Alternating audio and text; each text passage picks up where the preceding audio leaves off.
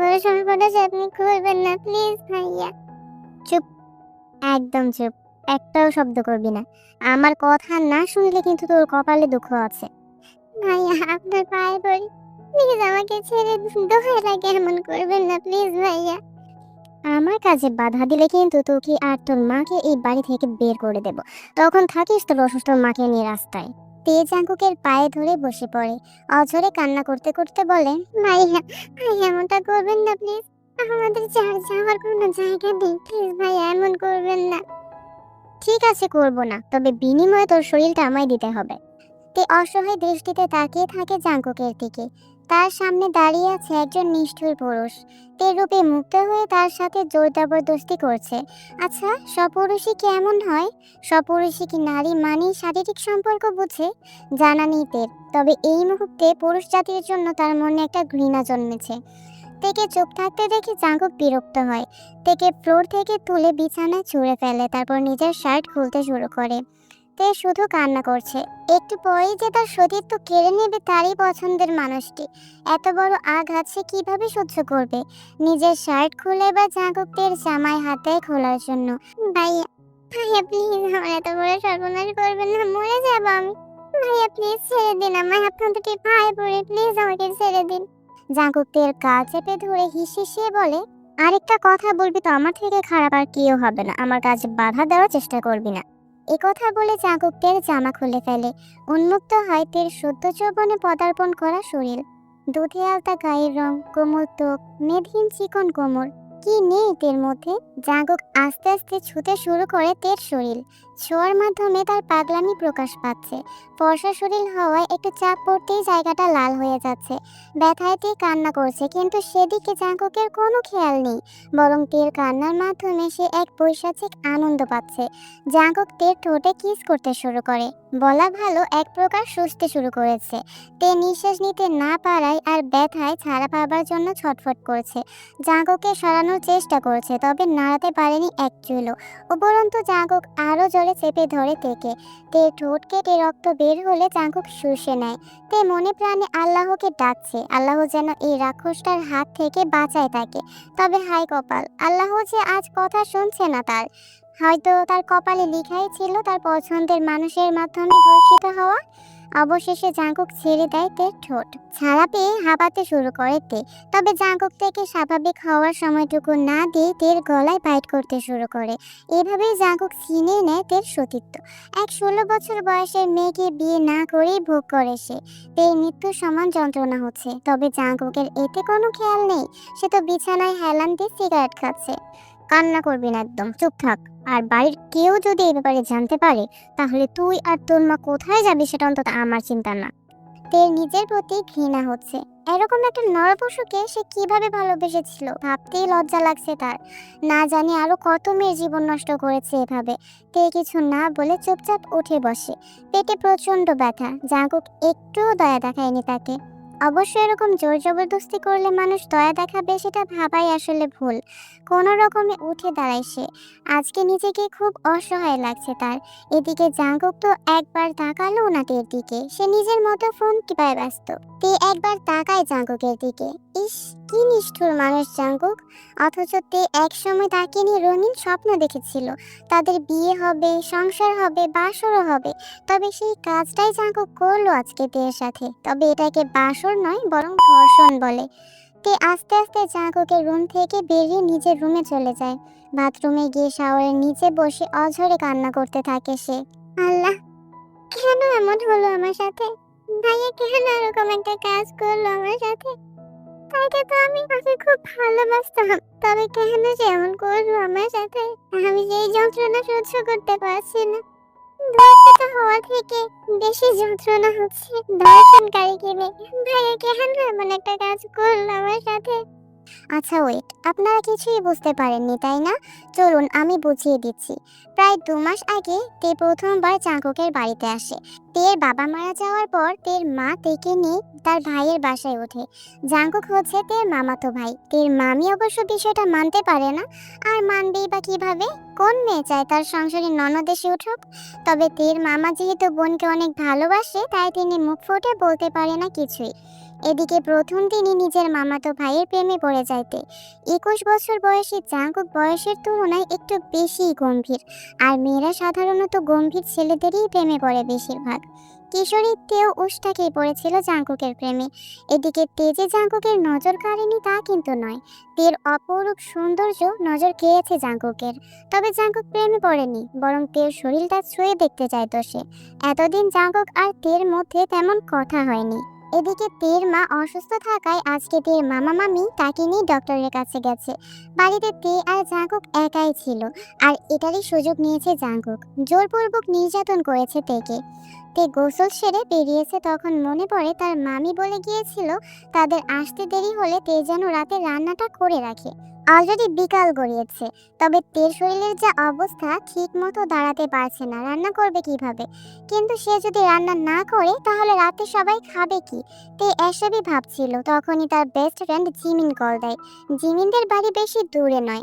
এখানে আসার পর তেকে স্কুলে ভর্তি করিয়েছে তার মামা। সেখান থেকে তে আর জিমিন বেস্ট ফ্রেন্ড। কি রে দোস্ত, কি খবর? কালকে স্কুলে আসবি তো? খবর তো ভালোই, শরীরটা বেশি ভালো নেই রে, কালকে স্কুলে যেতে পারবো কিনা ঠিক নেই। কেন রে, কি হয়েছে তোর? আর আন্টি আসেনি এখনো ডক্টরের কাছ থেকে? তে কি বলবে বুঝতে পারছে না, কোনো রকমে কথা কাটাতে বলে, মনে হয় পিরিয়ড শুরু হবে, তাই পেটটা প্রচুর ব্যথা করছে। আম্মু তো আসেনি এখনো, দেরি হবে। এদিকে মামিমা বলে গেছিল রাতে রান্নাটা করে রাখতে, কিন্তু আমি তো উঠে দাঁড়াতেই পারছি না, রান্না করব কিভাবে? কি যে করি। আসবো আমি? তুই আসবি, কিন্তু সন্ধ্যা হয়ে যাচ্ছে তো, আন্টি কিছু বলবে না? আরে ধুর, তোদের বাড়িতেই তো যাব, এখানে বলার কি আছে? তুই এসে দরজাটা খোল তো বেবি, আমি এক্ষুনি আসছি।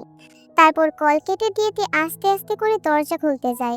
রুম থেকে বের হতেই জাঙ্কুকের সাথে দেখা হয় তের। তে পাশ কাটিয়ে চলে যেতে নিলে জাঙ্কুক দেয়ালের সাথে চেপে ধরে তাকে, তারপর কিছু না বলেই কিস করতে শুরু করে। কাটা ঠোঁটের উপর আবারও নির্যাতনের ফলে রক্ত বের হতে শুরু করে। এদিকে সিগারেটের গন্ধে বমি আসছে তের। ইতিমধ্যেই কলিং বেল বেজে ওঠে। জাঙ্কুক ব্রুকোচকে তাকায় তের দিকে।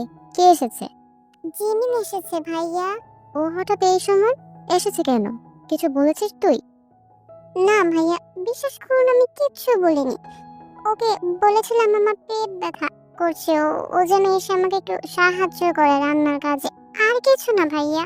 কেউ যদি জানতে পারে তাহলে তো তুই জানিসই তোর সাথে কি হবে। এ কথা বলে জাঙ্কুক নিজের রুমে চলে যায়, আর তে গিয়ে দরজা খোলে। তারপর জিমিন রান্না করে দেয় তেকে, আর তে এটা ওটা দেখিয়ে দেয়। রাত হয়ে যাওয়ায় আর জাঙ্কুকের ভয়ে জিমিনকে তে যেতে দেয় না, তাই জিমিন আজকে তের সাথেই থাকবে। রাত 8টার দিকে তের মাকে নিয়ে তার মামা মামি বাসায় আসে।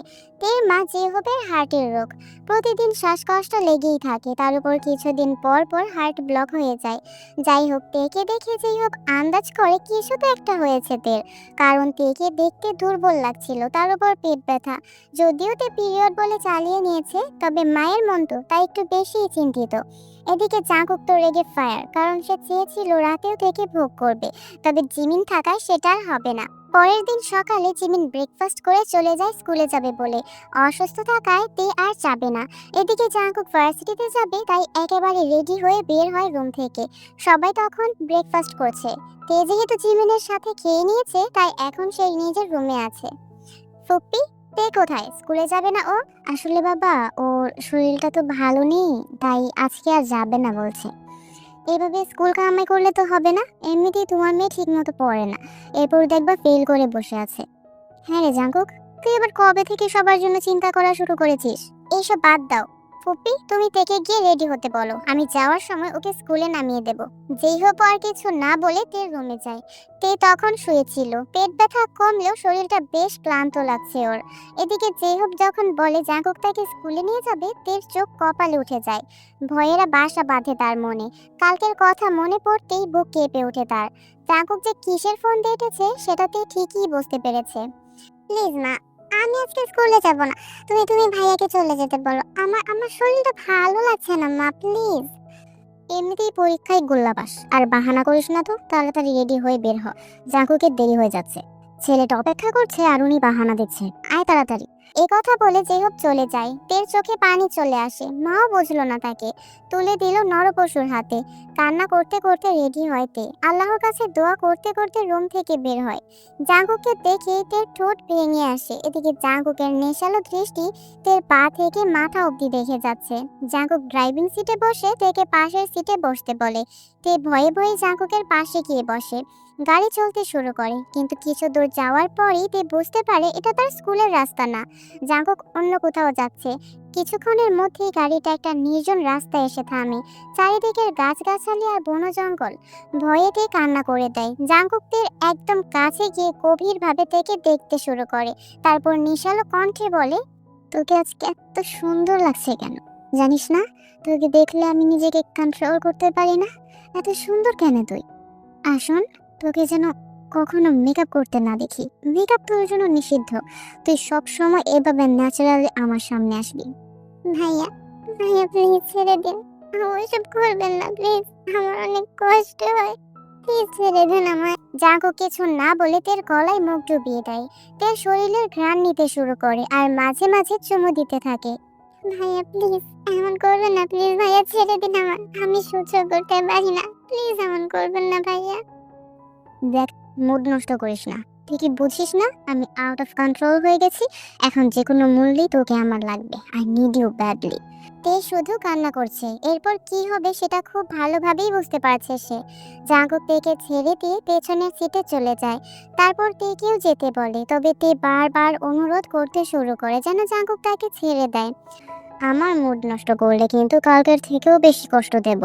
কি আর করার, বাধ্য হয়ে তে ব্যাক সিটে চলে যায়। সিট অন মাই ল্যাপ। তারপর কি হয়েছে সেটা তো তোমরাই বুঝতে পেরেছো, আমি আর কিছু বললাম না। এভাবেই জাঙ্কুক তেকে নির্যাতন করতে শুরু করে। বেশ কিছুক্ষণ পর তে ক্লান্ত হয়ে জাঙ্কুককে জড়িয়ে ধরে জাঙ্কুকের কাঁধে মাথা এলিয়ে দেয়। প্লিজ ভাইয়া ছেড়ে দিন, আর পারছি না, প্লিজ ছেড়ে দিন। এবার মনে হয় জাঙ্কুকের একটু মায়া লাগলো তের ক্লান্ত শরীরটা দেখে। এই তো হয়ে গেছে, আর একটু সহ্য কর। কিছুক্ষণের মধ্যে জাঙ্কুক নিজের কাজ শেষ করে তারপর তেকে নিজের বুকের সাথে জড়িয়ে রাখে। তে তখনও ফুপিয়ে ফুপিয়ে কাঁদছে। কান্না করার ফলে চোখ মুখ সব লাল হয়ে গেছে। বেশ আবেদনময়ী লাগছে তেকে। প্লিজ নিজেকে স্বাভাবিক কর, না হলে আমি আবার কন্ট্রোল হারালে সহ্যটা তোকেই করতে হবে। পানি খাবো ভাইয়া। জাঙ্কুক তেকে পানি খাইয়ে দিলে তে আবারও জাঙ্কুকের বুকে মাথা রেখে শুয়ে পড়ে। জাঙ্কুক আর কিছু না বলে রেস্ট নিতে দেয়। বড্ড ক্লান্ত থাকায় তে ওভাবেই ঘুমিয়ে পড়ে। জাঙ্কুকের কেন যেন আজকে তের জন্য একটু খারাপ লাগছে। তের ফুলের মতো শরীরটায় 2 দিনেই জাঙ্কুক কাটা ফুটিয়ে দিয়েছে। জাঙ্কুক আর ডাকে না তেকে, ঘুমাতে দেয়। তে ওঠ, 3টা বেজে গেছে, বাসায় যাবি না? তাড়াতাড়ি ওঠ। জাঙ্কুকের ডাকে তের ঘুম ভেঙে যায়।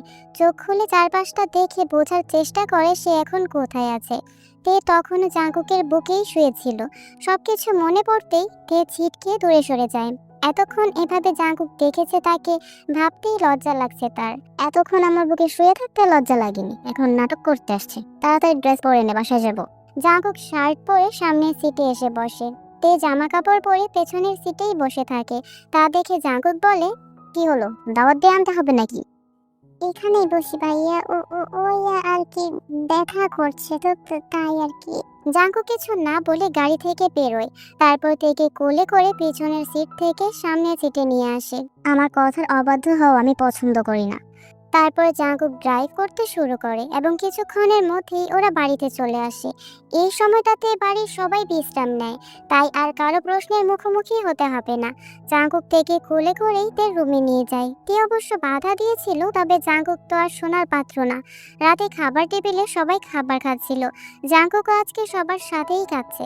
সবাই অবশ্য বেশ অবাকই হয়েছে। এর মধ্যে তার মামা নামজন বলে, জাঙ্কুক দেখিস তো তোর খোঁজে ভালো কোনো টিউটর আছে কিনা। কেন বাবা, হঠাৎ টিউটর দিয়ে কি করবে? কিছুদিন পরেই তো তোর ফাইনাল এক্সাম, তাই ভাবছিলাম ওর জন্য একটা টিউটর রাখবো। কেন, আমাকে কি তোমাদের অশিক্ষিত মনে হয়? মানে, তোকে অশিক্ষিত মনে হবে কেন? তাহলে আমি থাকতে টিউটর লাগবে কেন? তাকে কি আমি পড়াতে পারবো না? বাবা জাঙ্কুক, আপনি আবার কবে থেকে সবার চিন্তা করতে লাগলেন? না মানে আগে তো আপনার নাগালেই পাওয়া যেত না। কিছুদিন ফ্রি আছি সেজন্য বলছি থেকে আমি পড়াবো, অন্য কাউকে দরকার নেই। জাঙ্কুকের কথা শুনে তে অসহায় দৃষ্টিতে তাকায় জাঙ্কুকের দিকে। বড়দের সামনে কথা বলতে পারবে না তাই বলতে পারছে না তার কোনো রকম টিউটর লাগবে না। জাঙ্কুক যে তাকে কেন পড়াতে চাইছে সেটা তে খুব ভালো করেই বুঝতে পারছে। তের চোখে পানি চলে আসে। গত দুদিনে যা হয়েছে তার সাথে সেসব ভোলার মতো নয়। তে খাবার না খেয়েই উঠে পড়ে। শোনো পুপ্পি, আমি রাতের দিকে ফ্রি থাকবো। এই ধরো 9টা-10টা প্রতিদিন খাওয়ার পর বলবে ওকে বই খাতা নিয়ে আমার রুমে চলে আসতে। আজকে থেকেই পড়াবো। এটা বলে জাঙ্কুকও উঠে যায়। ব্যাপারটাকে সবাই স্বাভাবিকভাবেই নেয়। খাওয়া শেষ করে যে হোক তেকেই বলে সে যেন জাঙ্কুকের কাছে পড়তে যায়। আজ থেকেই পড়াবে। তে কান্না করতে শুরু করে। আজকে দুপুরেও জাঙ্কুক ওইসব করেছে, এখন আবার করলে মরে যাবেও। কোনো রকমে কান্না থামিয়ে তে জাঙ্কুকের রুমে যায়। জাঙ্কুক তখন খালি গায়ে বিছানায় হেলান দিয়ে বসে সিগারেট খাচ্ছে। তে একবার দরজার দিকে তাকিয়ে ফুপিয়ে কাঁদতে থাকে। জাঙ্কুকের মতিগতি তার ভালো লাগছে না। তে দরজা লাগিয়ে বিছানার কাছ থেকে একটু দূরে দাঁড়ায়। জাঙ্কুক খেয়াল করে তে কান্না করছে। উফ, কান্না করলেও যে কাউকে এতটা কিউট লাগে সেটা তেকে না দেখলে বুঝতে পারতো না। কান্না করছিস কেন? খেয়ে ফেলবো নাকি? এদিকে আয়। তে আস্তে আস্তে জাঙ্কুকের কাছে যায়। জাঙ্কুক জোর করে তেকে নিজের কোলে বসায়। তে ওঠার জন্য ছটফট করলে জাঙ্কুক আরো জোরে চেপে ধরে। এভাবে কান্না করিস না তে, আমি কিন্তু বেশিক্ষণ নিজেকে কন্ট্রোল করতে পারবো না। তোর কান্না দেখলে আমার মুড অন হয়ে যায়, তাই আমার সামনে ভুলেও কান্না করবি না। এই কথা শুনে তের কান্না অটোমেটিক বন্ধ হয়ে যায়। জাঙ্কুক তের জামা খুলে তেকে শুয়ে দেয়, তারপর তের বুকে মাথা রেখে শুয়ে পড়ে। তে তো অবাক হয়ে যায় জাঙ্কুক করছেটা কি, কিছুই মাথায় ঢুকছে না তার। আমি এখন ঘুমাবো, মাথায় হাত বুলিয়ে দে। আজকের জন্য ছাড় দিলাম, কোনো রকম ন্যাকামি করবি না। পড়াবেন না ভাইয়া? কালকে থেকে পড়াবো, এখন চুপ থাক আর আমাকে ঘুমাতে দে। আর শোন, 11টা বাজলে নিজের রুমে চলে যাবি। আবার মরার মতো ঘুমিয়ে পড়িস না। তে আর কিছু বলে না। আল্লাহর কাছে শুকরিয়া যে তিনি এবারের মতো তেকে বাঁচিয়ে দিয়েছেন। আস্তে আস্তে তে জাঙ্কুকের মাথায় হাত বুলিয়ে দিতে থাকে। তে ভাবছে একসময় কতই না রঙিন স্বপ্ন দেখেছিল জাঙ্কুককে নিয়ে, তবে নিয়তি এখন তাকে কোথায় এনে ফেলেছে। সে জাঙ্কুকের সঙ্গ পাচ্ছে, ছোঁয়া পাচ্ছে, নিজের ঘরেও পেয়েছে, তবে এগুলোর একটাতেও ভালোবাসা নেই। এসব ভাবলে তের দীর্ঘশ্বাস আসে। এদিকে জাঙ্কুক ঘুমিয়ে পড়েছে। কিছুক্ষণ পর তেরও ঘুম পাচ্ছে, তবে সে তো আর ঘুমাতে পারবে না, কারণ তাকে রুমে যেতে হবে। এভাবে কেউ দেখে ফেললে কেলেঙ্কারি হয়ে যাবে। এভাবে প্রহর গুনতে গুনতে ফাইনালি 11টা বাজে। তে কোনো রকমে নিজেকে জাঙ্কুকের কাছ থেকে ছাড়িয়ে আস্তে আস্তে বিছানা থেকে উঠে দাঁড়ায়। জাঙ্কুকের শরীরে ব্ল্যাঙ্কেট দিয়ে চুপি চুপি রুম থেকে বেরিয়ে নিজের রুমে চলে যায়। যেই হোক খাওয়া দাওয়ার পরই ঘুমিয়ে পড়ে অসুস্থতার জন্য। তাছাড়া নামজুন আর জিনও শুয়ে পড়েছে, তাই কেউ আর কিছু জিজ্ঞেস করে না। অবশ্য জিজ্ঞেস করারই কি আছে, ভাইয়ের কাছে বোন পড়তে গেছে, এটা তো স্বাভাবিক ব্যাপার। পরের দিন জাঙ্কুক ঘুম থেকে ওঠার আগেই তে স্কুলে চলে যায় জিমিনের সাথে। জাঙ্কুক ভার্সিটিতে যাবে না তাই দেরি করে ওঠে। দুপুরে খাওয়া দাওয়ার পর বেরোয় বাড়ি থেকে, উদ্দেশ্য তেকে আনতে যাওয়া। তবে স্কুলে গিয়ে সে যা দেখে সেটা দেখে তার রক্ত গরম হয়ে যায়। মাঠের মাঝখানে দাঁড়িয়ে আছে তে, তার সামনে হাঁটু গেড়ে বসে আছে একটা ছেলে, হাতে গোলাপ। মাঠে আরো বাচ্চারা ছিল, তাই জাঙ্কুক কোনো রকম সিন ক্রিয়েট করে না। সোজা তের কাছে গিয়ে তেকে টানতে টানতে গাড়ির কাছে নিয়ে যায়। পেছনের সিটে থেকে এক প্রকার ছুঁড়ে ফেলে তারপর ড্রাইভ করতে শুরু করে। ড্রাইভ করতে করতে জাঙ্কুক জিনকে কল দেয়। হ্যালো মা, তে আমার সাথে আছে, আমাদের আসতে একটু দেরি হবে, ওকে নিয়ে শপিং করতে যাব। জিনকে কিছু বলতে না দিয়ে জাঙ্কুক কল কেটে দেয়। ভয়েতে কান্না করতে শুরু করে। তে বুঝতে পারছে না সে কি করেছে, কেন জাঙ্কুক এতটা রেগে আছে। জাঙ্কুক নির্জন রাস্তায় গাড়ি থামায়, তারপর পেছনের সিটে চলে যায়। Undress yourself and sit on my lap. তে ভয়ে টু শব্দটি করে না। লক্ষ্মী মেয়ের মতো জাঙ্কুকের কথা অনুযায়ী জাঙ্কুকের কোলে বসে। জাঙ্কুক কাল বিলম্ব না করে নিজের কাজ করতে শুরু করে। রেগে থাকার কারণে জাঙ্কুক কোনো রকম দয়া মায়া দেখাচ্ছে না। তে যথাসম্ভব শব্দ না করার চেষ্টা করছে, তবে থেকে থেকেই শব্দ করছে। এর মধ্যেই জাঙ্কুক জিজ্ঞেস করে, ছেলেটাকে? এতক্ষণে তে বুঝতে পারে জাঙ্কুকের রাগের কারণ। ছেলেটা ওকে প্রপোজ করেছে বলেই জাঙ্কুক এত রেগে আছে, কিন্তু ওকে কেউ প্রপোজ করলে জাঙ্কুক কেন রাখতে যাবে বুঝতে পারে না তে। সিনিয়র ভাই লাগে। তোকে প্রপোজ করেছে কেন? স্কুলে গিয়ে এসব করিস? হ্যাঁ, আমি আমি কিছু জানি না ভাইয়া। আমি আমি ওর সাথে কখনো কথাও বলিনি, আজকে হুট করে প্রপোজ করলো। আমি আমি সত্যি ওর সাথে কথা বলি না। Are you sure? হ্যাঁ ভাইয়া, প্লিজ একটু থামুন, আমাকে বিশ্বাস নিতে দিন। কোনো থামাথামি নাই। ছেলেদের সামনে সেজে গুজে ঘুরঘুর করার জন্য এটা তোর শাস্তি। এখন থেকে বোরকা পরবি সব সময়। আমি ব্যতীত অন্য কেউ যেন না দেখে তোকে, মনে থাকবে? হ্যাঁ ভাইয়া, হ্যাঁ মনে থাকবে। প্লিজ থামো, খুব কষ্ট হচ্ছে। কিন্তু জাগুক থামে না, যতটা পারে কষ্ট দেয় তেকে। বেচারি তে না পারছে সহ্য করতে, আর না পারছে জাগুককে থামাতে। এভাবেই কেটে যায় বেশ কিছুক্ষণ। সন্ধ্যা 7টা বেজে গেছে অলরেডি। অবশেষে থামলো জাগুক, তারপর ক্লান্ত তেকে জড়িয়ে ধরে। তে ফুপিয়ে ফুপিয়ে কাঁদছে। প্রথম দুবারের চেয়ে এইবার ছিল বেশি কষ্টকর। কিছুক্ষণ রেস্ট নিয়ে জাগুক বলে, ড্রেস পরে নে, বোরকা কিনতে যাব। আজকে না ভাইয়া, পারছি না আমি, কষ্ট হচ্ছে খুব। জাঙ্কুক আর কিছু বলে না। জাঙ্কুক ড্রাইভ করে আর তে পেছনের সিটে শুয়ে থাকে। কিছুক্ষণের মধ্যেই জাঙ্কুক একটা শপিং মলের সামনে গাড়ি থামায়।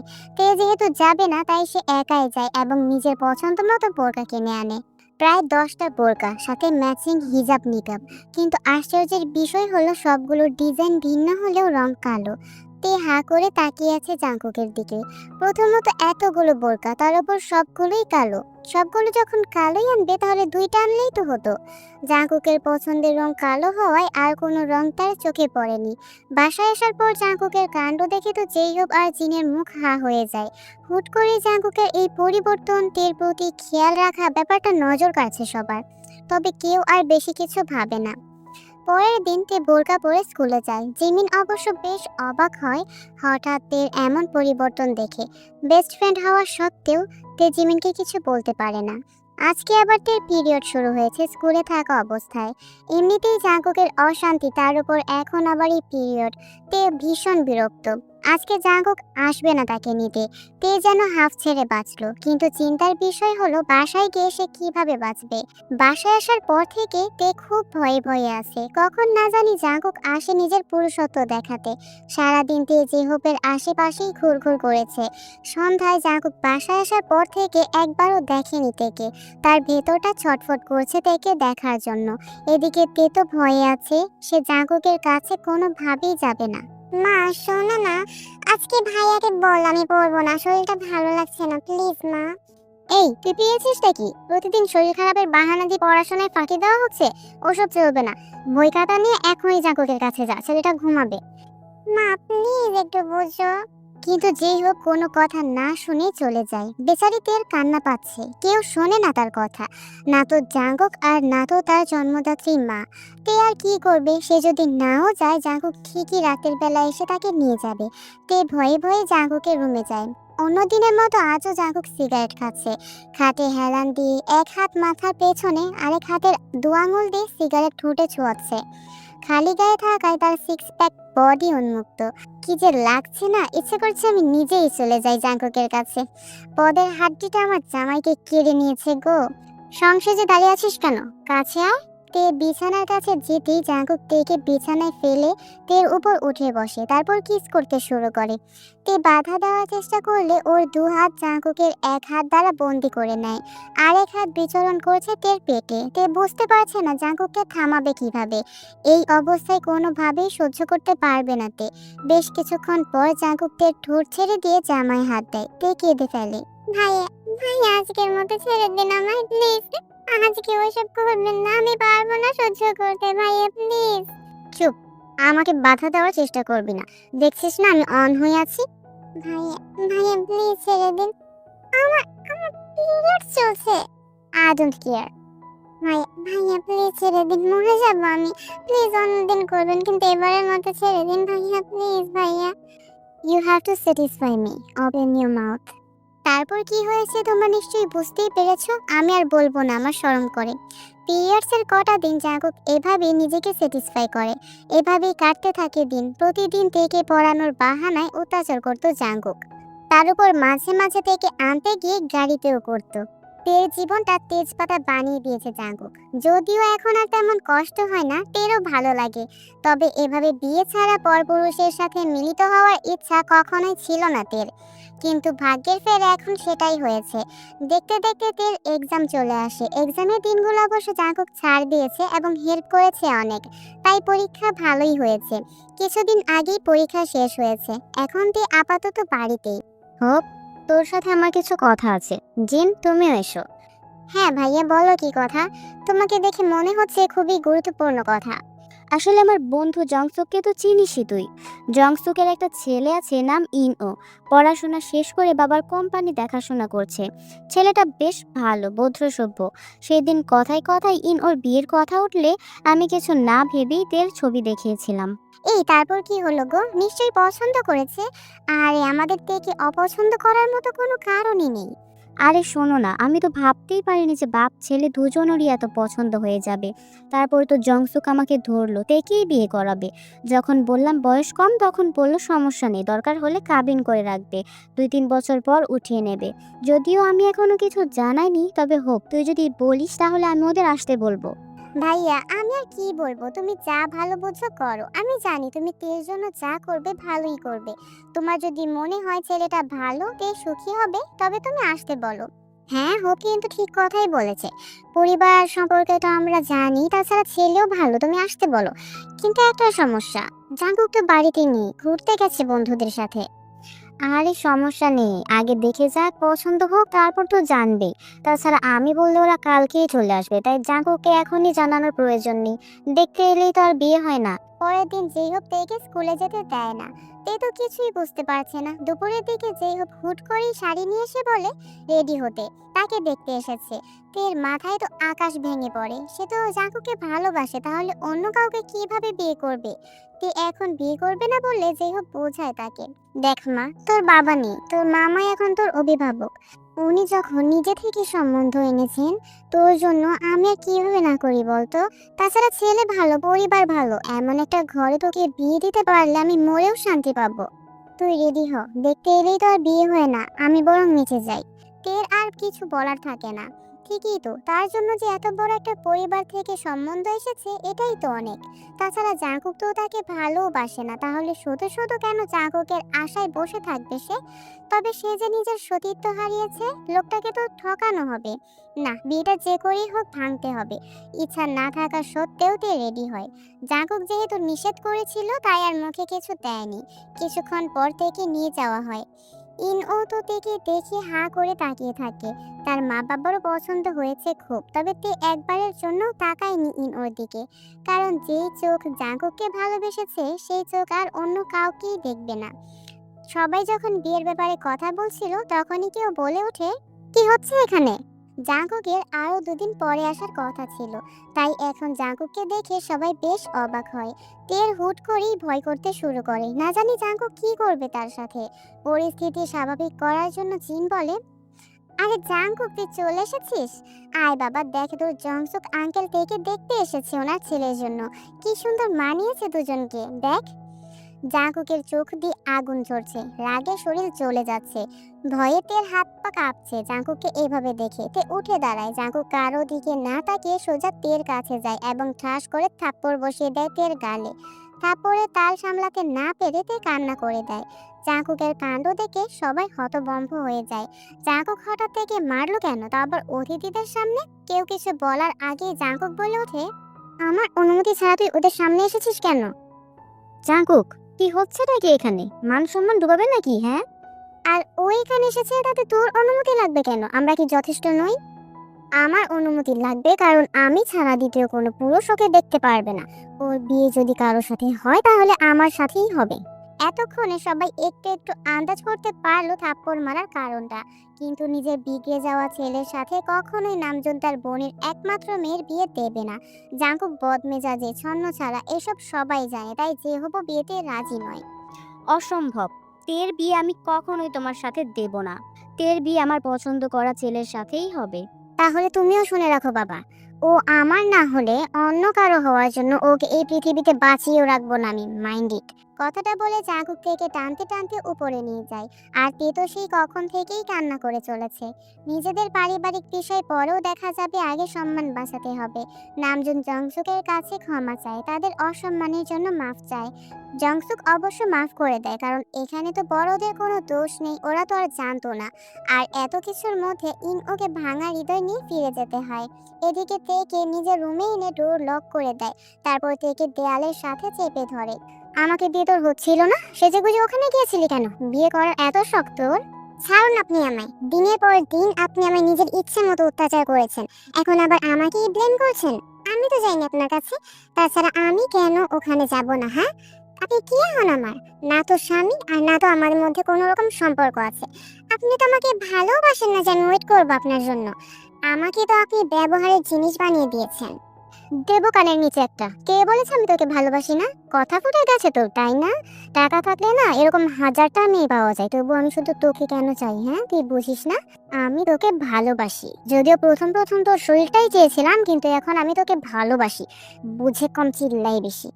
জাঙ্কুকের কথা শুনে তে কি রিয়াকশন দেবে বুঝতে পারছে না, তবে কিছু বলার আগে হুট করে তের কি যেন হয়, তে মাথা ঘুরে পড়ে যায় জাঙ্কুকের বুকে। জাঙ্কুক তো কিছুই বুঝতে পারছে না কি হলো হঠাৎ। জাঙ্কুক তেকে ডাকে, তবে তের কোনো সাড়া শব্দ নেই। জাঙ্কুক তো ভয় পেয়ে যায়। আসলে কিছুদিন ধরেই তের শরীর খারাপ যাচ্ছে, মাথা ঘোরা, বমি করা, খেতে না পারা ইত্যাদি। তে কিছুই বুঝতে পারছিল না, তাই কাউকে কিছু জানায়নি। জাঙ্কুক তেকে তাড়াতাড়ি করে বিছানায় শুইয়ে দেয়, তারপর তাদের পারিবারিক ডক্টরকে কল করে। এদিকে নিচে তখন নামজন জিন আর জেহুব চিন্তিত মুখে বসেছিল। ভাইয়া কিছু একটা করো, জাঙ্কুক তো এখনো দরজা খুলছে না। আমার এবার ভয় লাগছে, মেয়েটা ঠিক থাকলে হয়। তুই চিন্তা করিস না, ওই হতচ্ছাড়াকে আজকে শায়েস্তা করব। ওর সাথে তো তের বিয়ে দেব না কোনোভাবেই। বজ্জাটার জন্য আমার মান সম্মান সব ধুলোয় মিশে গেল। ওকে তো আমি ছাড়বো না। সব ভুল যে জাঙ্কুকের তা কিন্তু নয়। আমরা যদি আগে জাঙ্কুককে জানাতাম তাহলে এমন হতো না। তাছাড়া আমরা জাঙ্কুকের ছেলে হিসেবে খারাপ নাকি? তের সাথে বিয়ে দিলে কি এমন ক্ষতি হবে? আমি কখনোই তোমার ওই বদমেজাজি ছন্নছাড়া উড়নচণ্ডী ছেলের সাথে তের বিয়ে দিয়ে তের জীবনটা নষ্ট করতে পারবো না। ওকে আমি লুকিয়ে হলেও অন্য জায়গায় বিয়ে দেব। ওদের কথার মধ্যেই বাড়িতে ডক্টর আসে। হঠাৎ ডক্টরকে দেখে তো সবাই ভয় পেয়ে যায়। আবার কি হলো? তাদের ভয় জাঙ্কুক হয়তো কিছু করেছে। ডক্টরের সাথে সাথে তারাও উপরে যায়। জাঙ্কুক দরজা খুলে দিলে সবাই তো অবাক, তে ওভাবে শুয়ে আছে কেন? যেহেতু তো কান্না করতে করতে তের কাছে যায়, মাথায় হাত বুলিয়ে বিলাপ করতে শুরু করে। নামজন রাগী দৃষ্টিতে তাকিয়ে আছে জাঙ্কুকের দিকে। জিন নিজের রাগ কন্ট্রোল করতে না পেরে জাঙ্কুককে থাপ্পড় মারে।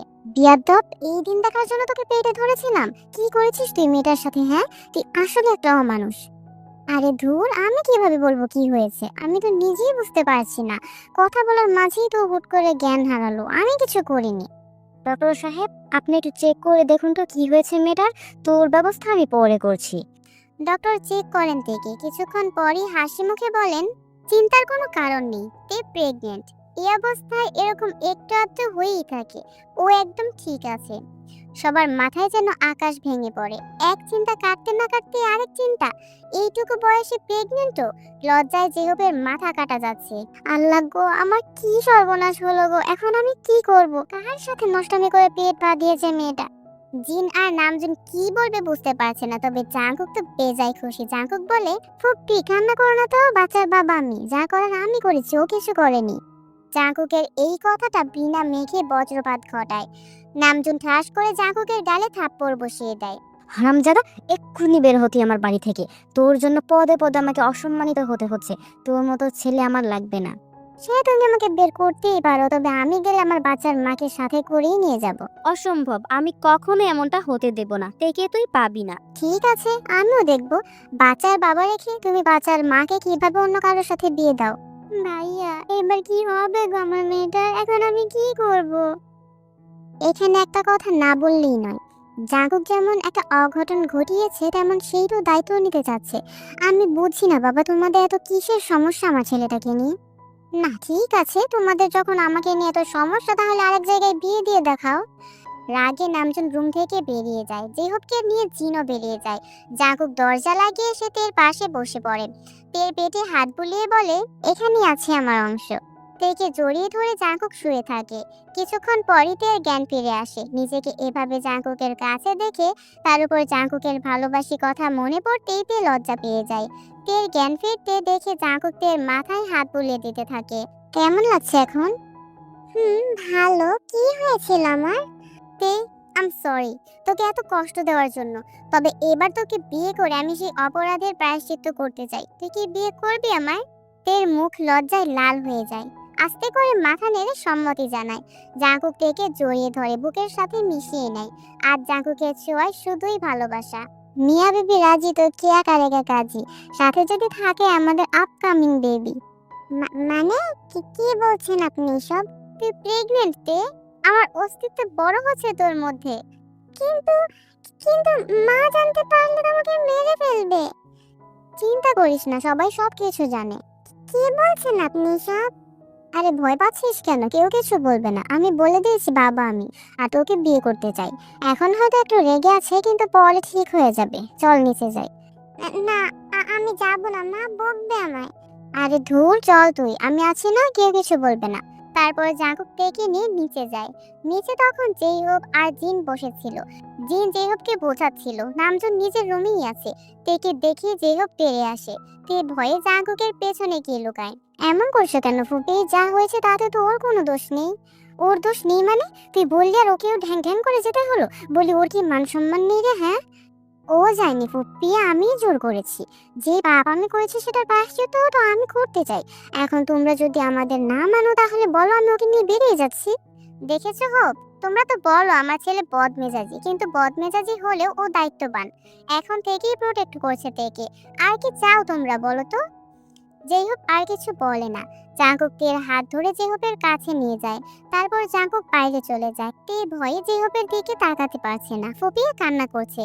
জেইহোপ তেকে জড়িয়ে ধরে। কি আর বলবে, দোষ তো তার বাচ্চা মেয়েটার না। ওকে বলেই বা কি হবে? মা, মা বিশ্বাস করো আমি কিছু করি। ভাইয়া, ভাইয়া। থাক মা, আর বলতে হবে না, আমরা বুঝতে পেরেছি। আমার ছেলের হয়ে আমি ক্ষমা চাচ্ছি, তুই আমাদের ক্ষমা করে দিস। মারে, তুই আমাকে ক্ষমা করে দিস। আমার উচিত ছিল তোর খেয়াল রাখা। তোর আমাকে যখন সবচেয়ে বেশি দরকার ছিল তখন আমি তোর পাশে থাকতে পারিনি। আমাকে তুই ক্ষমা করে দিস রে। তে আর কি বলবে, সে জিন আর জেহবকে জড়িয়ে ধরে কান্না করতে থাকে। সন্ধ্যার পর নামজুন জেহবকে ডেকে পাঠায়। দেখো, যা হওয়ার তা তো হয়েই গেছে। এখন আমাদের উচিত একটা সিদ্ধান্ত নেওয়া।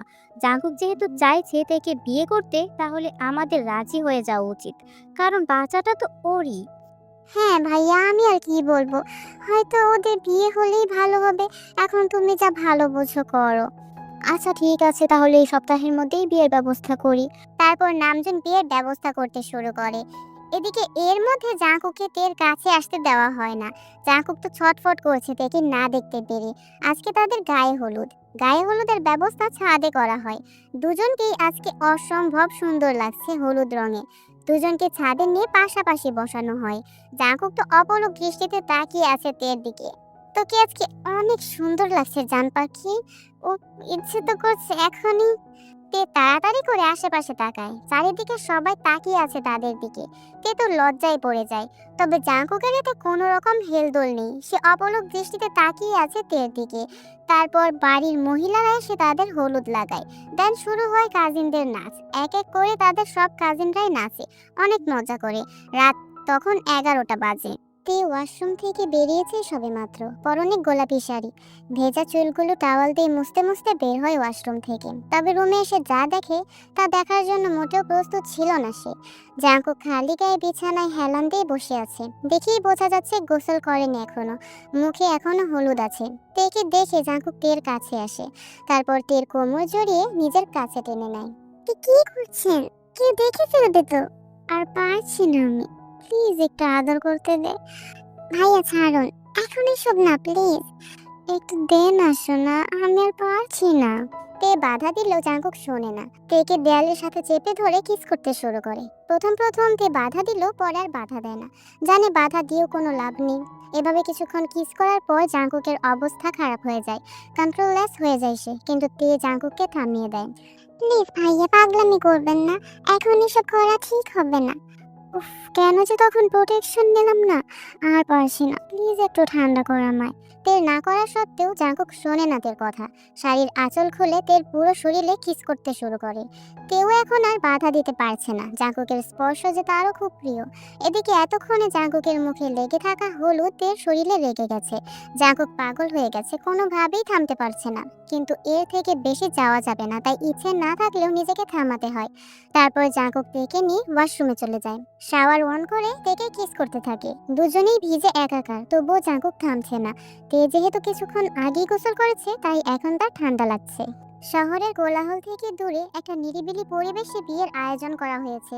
তে আয়নার সামনে বসে আছে, তার পরনে লাল বেনারসি। আয়নায় নিজের প্রতিচ্ছবি দেখে তার চোখে জল চলে এলো।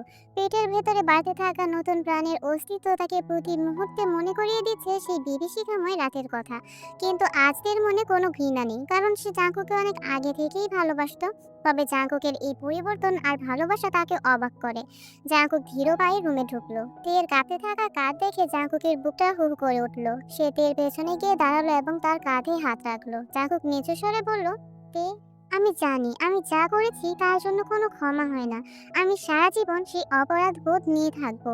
কিন্তু আজ থেকে আমি শুধু তোমার স্বামী নই, আমি তোমার আর আমাদের অনাগত সন্তানের সবচেয়ে বড় ঢাল হতে চাই। আমি তোমাকে অনেক আগে থেকেই ভালোবাসতাম জাঙ্কুক, কিন্তু তুমি এভাবে। যাই হোক, আজ আমাদের বিয়ের দিন। আমি সব তিক্ততা ভুলে নতুন করে বাঁচতে চাই। জাঙ্কুক হাঁটু গেড়ে তের সামনে বসলো। তের পেটে আলতো করে হাত রেখে সে কসম খেলো যে পৃথিবীর সমস্ত সুখ সে তাদের পায়ের কাছে এনে দেবে। তে বুঝতে পারলো যে জাঙ্কুক একদিন তার সর্বনাশ করেছিল, সেই জাঙ্কুকই আজ তার সবচেয়ে বড় আশ্রয় হয়ে দাঁড়িয়েছে। বাড়ির লোকজনদের উপস্থিতিতে কাজী সাহেব যখন তাদের কবুল পড়ালেন, তখন তের মনে হলো তার জীবনের একটা অন্ধকার অধ্যায় শেষ হয়ে আলোর পথ শুরু হলো।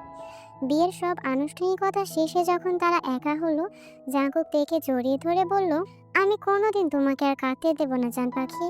এই সন্তান আমাদের ভালোবাসার প্রতীক হয়ে পৃথিবীতে আসবে, আমার পাপের নয়। বাসর রাতের পরিবেশটা ছিল একদম শান্ত। বাইরে ঝিঁঝি পোকার ডাক আর ঘরের ভেতরে মৃদু সুগন্ধি মোমবাতির আলো। তে বিছানার এক কোণে বসেছিল। তার মনে এক অদ্ভুত মিশ্র অনুভূতি। একদিকে অতীত নিয়ে কিছুটা জড়তা, অন্যদিকে প্রিয় মানুষটিকে চিরদিনের মতো কাছে পাওয়ার আনন্দ। জাঙ্কুক দরজা বন্ধ করে আস্তে আস্তে তের সামনে এসে দাঁড়ালো। তে মাথা নিচু করে নিজের শাড়ির আঁচল নিয়ে খেলছিল। জাঙ্কুক আলতো করে তের চিবুক ধরে মুখটা উপরে তুলল। তের টলটলে চোখ দেখে জাঙ্কুকের হৃদস্পন্দন বেড়ে গেল। জাঙ্কুক খুব ধীর গলায় বলল, আজকে আমরা সব ভুলে যাব জান পাখি। অতীতের সেই কালো রাতটা নয়, বরং আজকে থেকে আমাদের ভালোবাসার নতুন রাত শুরু হবে। আমি কি তোমার হাতটা ধরতে পারি? তে কোনো কথা না বলে জাঙ্কুকের বুকে মাথা রাখলো। জাঙ্কুক থেকে শক্ত করে জড়িয়ে ধরলো। তে ফিসফিস করে বলল, আমি অনেক দিন ধরে এই মুহূর্তটা স্বপ্ন দেখেছি জাঙ্কুক। আমি শুধু তোমাকেই চেয়েছি। জাঙ্কুক তের কপালে একটা দীর্ঘ চুমু খেলো। তার স্পর্শে আজ কোনো জোর ছিল না, ছিল কেবল গভীর শ্রদ্ধা আর মায়া। সে তের কানের কাছে মুখ নিয়ে ফিসফিস করে বলল, এই অবস্থায় অনেক বেশি সুন্দর লাগছে। আমাদের এই ছোট্ট প্রাণটা জানে না তার মা কতটা সহ্য করেছে, কিন্তু আমি তাকে আর তোমাকে পৃথিবীর সবটুকু ভালোবাসা দিয়ে আগলে রাখবো।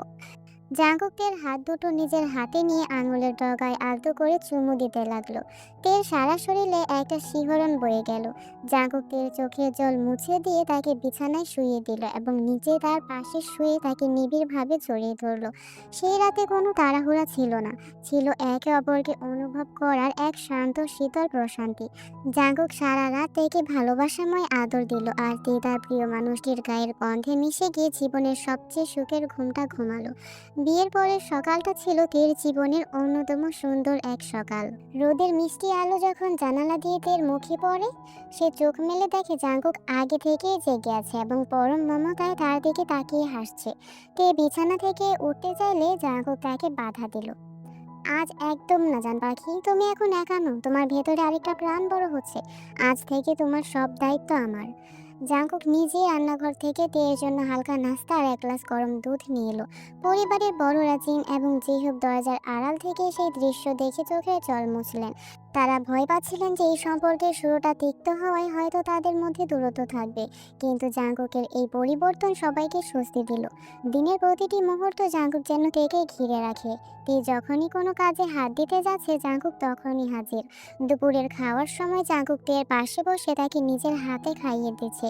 তে লজ্জা পেয়ে বলে, সবাই দেখছে তো, দেখুক, আমি আমার স্ত্রীকে আর আমার অনাগত সন্তানকে যত্ন করছি, এতে লজ্জা কি আছে?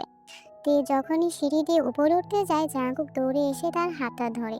তের পা যেন পিছলে না যায় সেদিকে তার কড়া নজর। গর্ভাবস্থার কারণে তে মাঝে মাঝে পায়ে ব্যথা হচ্ছে। জাঙ্কুক কারো তোয়াক্কা না করে তার পা মাসাজ করে দিচ্ছে। এই দেখে যেহব হেসে বলে, জাঙ্কুক বাবা, তুই তো তেকে একদম মাথায় তুলে রাখছিস, আমার মেয়েটা অনেক সুখে থাকবে। বিকেলে বাড়ির উঠানে চা পানের আসর বসলো, সবাই গল্প করছে, কিন্তু জাঙ্কুকের মনোযোগ শুধু তের দিকে। তের চাদরটা ঠিক করে দেওয়া, তাকে ফলের রস এনে দেওয়া, তার এই ছোট ছোট আচরণগুলো সবার মন জয় করে নিল। জাঙ্কুকের বাবা নামজুন জাঙ্কুককে ডেকে বললেন, বাবা, তুই তো একে যেভাবে আগলে রেখেছিস তাতে আমি গর্বিত। অতীতের ভুলগুলো মানুষ এভাবেই ভালোবেসে সংশোধন করে নেয়। রাত বাড়লে যখন সবাই ঘুমিয়ে পড়লো, জাঙ্কুক তেকে নিয়ে ছাদে গেল কিছুটা খোলা বাতাসে হাঁটতে। জাঙ্কুক তের কাঁধে আলতো করে হাত রেখে বলল, জান পাখি, আমি জানি আমি শুরুতে তোমার অনেক বড় ক্ষতি করেছি, কিন্তু আমার প্রতিটা দিনের এই যত্ন কেবল তোমার ক্ষমা পাওয়ার জন্য নয়, বরং তোমাকে পাগলের মতো ভালোবাসি বলে। তুমি কি আমাকে সত্যিই ক্ষমা করেছো? তে জাঙ্কুকের হাতটা নিজের পেটের উপর রাখলো, যেখানে তাদের সন্তান বাড়ছে। মৃদু হেসে বলল, আমি অনেক আগেই ক্ষমা করেছি জাঙ্কুক। তোমার এই ছোট ছোট যত্নগুলো আমাকে প্রতিদিন নতুন করে তোমার প্রেমে পড়তে বাধ্য করেছে। চাঁদের আলোয় জাঙ্কুক থেকে জড়িয়ে ধরে অনুভব করলো তাদের জীবন এখন পরিপূর্ণ। পরিবারের খুশি আর নিজেদের ভালোবাসা মিলে এক নতুন পৃথিবীর সূচনা হলো। সময়টা ছিল বর্ষার এক গভীর রাত। বাইরে ঝুম বৃষ্টি আর মেঘের গর্জন। তীর প্রসব বেদনা শুরু হওয়ার পর থেকেই পুরো বাড়িতে এক অস্থিরতা নেমে এসেছে। জাঙ্কুকের অবস্থা সবচেয়ে শোচনীয়। সে কিছুতেই স্থির থাকতে পারছে না। তার চোখে মুখে অপরাধ বোধ আর ভয়ের ছাপ স্পষ্ট। একদিকে তের কষ্ট দেখে তার বুক ফেটে যাচ্ছে, অন্যদিকে তের কিছু হয়ে যাওয়ার আতঙ্ক তাকে কুরে কুরে খাচ্ছে। হাসপাতালের করিডোরে জাঙ্কুক পায়চারি করছে। ভেতরে তের যন্ত্রণার আওয়াজ যখনই তার কানে আসছে, সে দেয়াল ধরে দাঁড়িয়ে পড়ছে। জাঙ্কুকের মা তাকে সান্ত্বনা দেওয়ার চেষ্টা করে বললেন, বাবা শান্ত হ, সব ঠিক হয়ে যাবে। এটা তো মা হওয়ার আনন্দময় কষ্টের পথ। না মা, আমি আমি ওকে অনেক কষ্ট দিয়ে ফেলেছি। যদি আজ ওর কিছু হয়ে যায়, আমি নিজেকে কোনোদিন ক্ষমা করতে পারবো না। আমি শুধু ওকে সুস্থ দেখতে চাই। অপারেশন থিয়েটারের বাইরে জাঙ্কুক দুই হাতে মুখ ঢেকে বসে পড়ল। তার মনে হতে লাগলো অতীতের সেই অন্ধকার রাতের প্রায়শ্চিত্ত বোধ হয় এই উৎকণ্ঠা। সে মনে মনে সৃষ্টিকর্তার কাছে বারবার দিয়ে প্রাণ ভিক্ষা চাইছিল। প্রতিটি মিনিট যেন এক একটি বছরের মতো দীর্ঘ মনে হচ্ছিল। হঠাৎ সব নিস্তব্ধতা ভেঙে একটি নবজাতকের কান্নার শব্দ করিডোরে প্রতিধ্বনি হলো। জাঙ্কুক বিদ্যুৎ বেগে উঠে দাঁড়ালো। নার্স বাইরে এসে হাসি মুখে জানালো, অভিনন্দন, আপনাদের পুত্র সন্তান হয়েছে। মা আর ছেলে দুজনেই সুস্থ আছেন। জাঙ্কুকের পা যেন আর মাটিতে লেগে নেই। তার চোখে আনন্দের নোনা জল। সে এক দৌড়ে ভেতরে যেতে চাইলো, কিন্তু কিছু নিয়মের জন্য কিছুক্ষণ অপেক্ষা করতে হলো। কিছুক্ষণ পর যখন জাঙ্কুকে ভেতরে যাওয়ার অনুমতি দেওয়া হলো, সে দেখলো তের ফ্যাকাশে মুখে ক্লান্ত হয়ে শুয়ে আছে। তার পাশে একটা ছোট কাপড়ে মোড়ানো ফুটফুটে এক টুকরো চাঁদ। তে জাঙ্কুককে দেখে খুব ক্ষীণ স্বরে হাসলো। জাঙ্কুক তের কপালে দীর্ঘ এক চুমু খেলো। তার চোখের জল তের গালে পড়লো। সে তের হাতটা শক্ত করে ধরে ফিসফিস করে বলল, ধন্যবাদ জান পাখি, আমাকে পৃথিবীর সবচেয়ে বড় উপহারটা দেওয়ার জন্য। তুমি কতটা সাহসী আমি আজ বুঝতে পেরেছি। আমি তোমাকে অনেক ভালোবাসি। তে ইশারায় জাঙ্কুককে বাচ্চাটাকে কোলে নিতে বলল।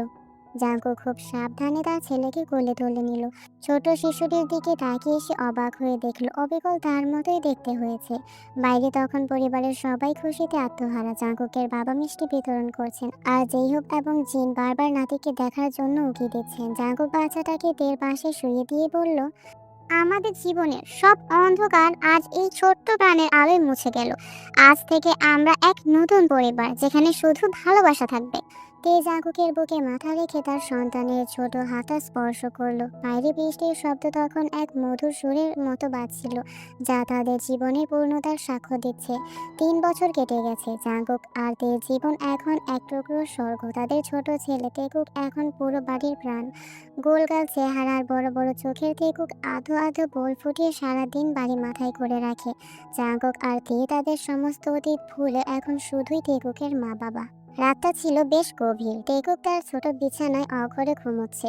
জাঙ্কুক আর তে ভাবলো এটাই সুযোগ তাদের নিজেদের কিছুটা সময় কাটানোর।